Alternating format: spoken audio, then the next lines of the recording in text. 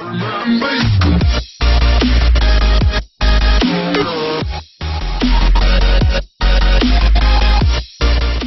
unidentified creature like this is often known as a globster, and they've been washing up for years. While some people think it might be new species, experts aren't convinced. Lucy Baby, head of science and conservation for the animal charity Orca, says it's definitely the carcass of a dead animal, probably a whale. It's definitely a very decomposed sea creature in the later stages of decomposition, she tells Newsbeat. The carcass is about 6 meters long, but that's obviously not the whole carcass. There's no tail, so it would have been bigger than that. That would suggest that it was probably a whale. But it could be a manatee. They have numerous whale species in the Philippines, such as the blue whale, fin whales and humpback whales, as well as smaller whales such as minke whales. But they also have manatees out there, so it could be a manatee.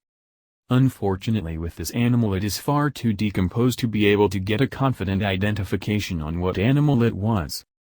Whales and manatees aren't hairy though. She explains that the hair you can see in the image is actually more likely to be muscle fibers, where the body has gone quite far along the decomposition process. Other creatures could have sped up the decomposition process, but it looks like a normally decomposing carcass, she says. So what was it doing there? Lucy says that only 10% of whales and dolphins that die out at sea actually end up on the shore. There's an awful lot that die and stay out at sea, she says.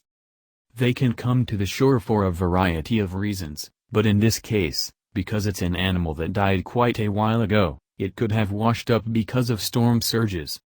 Recently an earthquake struck in the region. That could have caused pressure on the seabed, which could have got the animal up nearer to the surface and onto the shoreline, says Lucy.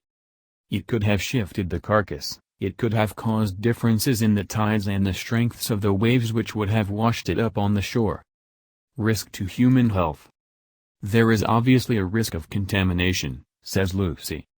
Any decomposing animal will carry diseases, so now they will need to safely dispose of it.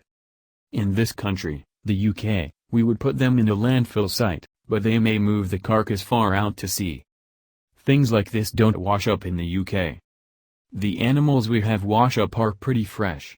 We get lots of whales, dolphins and sharks, explains Lucy. A fin whale washed up in Norfolk last year.